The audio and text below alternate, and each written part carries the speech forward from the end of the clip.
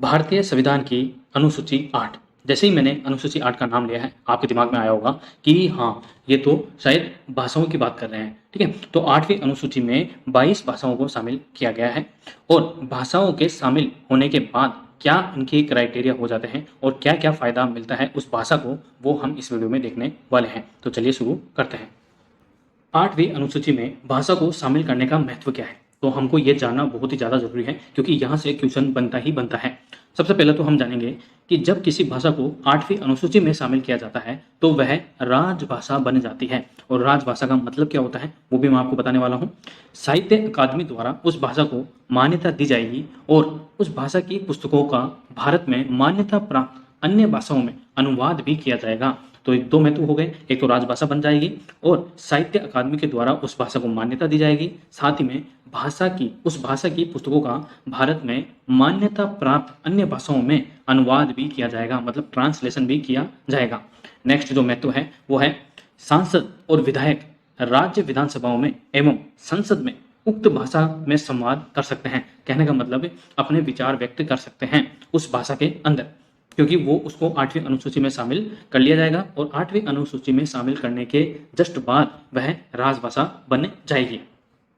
इसके बाद उम्मीदवार अखिल भारतीय स्तर पर आयोजित सिविल सेवा परीक्षाओं जैसी प्रतियोगी परीक्षाओं को अनुसूची में अंतर्विष्ट भाषा में लिखने में सक्षम होंगे, जैसे कि यूपीएससी है, यूनियन पब्लिक सर्विस कमीशन, ठीक है, और सेंटर की जितने भी एग्जाम है जिसमें मुख्य परीक्षा होती है, यानी कि मुख्य परीक्षा लिखित परीक्षा होती है, उसके अंदर आप उस भाषा को चुन सकते हैं और उस भाषा को चुनने के बाद अपना आंसर राइटिंग कर सकते हैं, उस भाषा में एग्जाम दे सकते हैं, क्योंकि वो राजभाषा है और संविधान की 8वीं अनुसूची में शामिल कर ली गई है।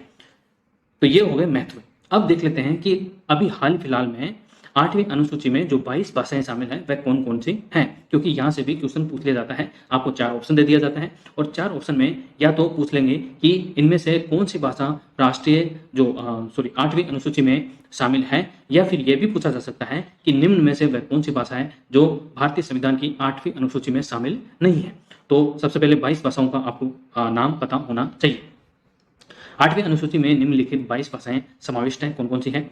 असमिया, ये असम की है, बंगाली बंगाल की है, गुजराती गुजरात की है, हिंदी जो उत्तर भारत राज्यों में लगभग हिंदी बोली जाती है, कन्नड़ केरल की है, कश्मीरी ये कश्मीर की है, कोंकणी गोवा की है, मलयालम, ठीक है, ये जैसे कि आंध्र प्रदेश हो गया, तमिलनाडु हो गया, यहाँ की है, मणिपुरी मणिपुर की है, मराठी महाराष्ट्र की है, नेपाली नेपाल की है, क्योंकि नेपाल के साथ हम बॉर्डर साझा करते हैं इसलिए नेपाली भी बोली जाती है, उड़िया उड़ीसा की है, पंजाबी पंजाब की है, संस्कृत ये दक्षिण भारतीय राज्यों में लगभग बोली जाती है, सिंधी, ठीक है, तमिल ये तमिलनाडु की है, तेलुगु ये तेलंगाना की है, उर्दू ये मुस्लिमों की जो भाषा है वो है, बोडो ये बोडो जनजाति की है, संताल जनजाति की है, मैथिली और डोंगरी, तो ये भाषाएं हैं, ठीक है। इसके अंदर इंग्लिश शामिल नहीं है। कई बार क्वेश्चन में आपको इंग्लिश दे दिया जाता है और आप कंफ्यूजन में उसको टिक करके आ जाते हो, ये इंग्लिश भी शामिल है, लेकिन इंग्लिश शामिल नहीं है। एक बार फिर से देख लेते हैं, असमिया,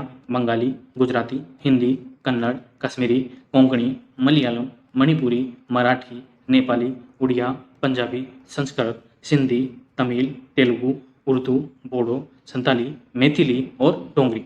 तो ये प्रमुख 22 भाषाएं हैं। आई होप आपको ये याद भी हो गया होगा और समझ में भी आ गया होगा। Thank you so much. ऐसे ही और वीडियो को देखने के लिए आप मेरे चैनल को सब्सक्राइब कर सकते हैं। Thank you so much.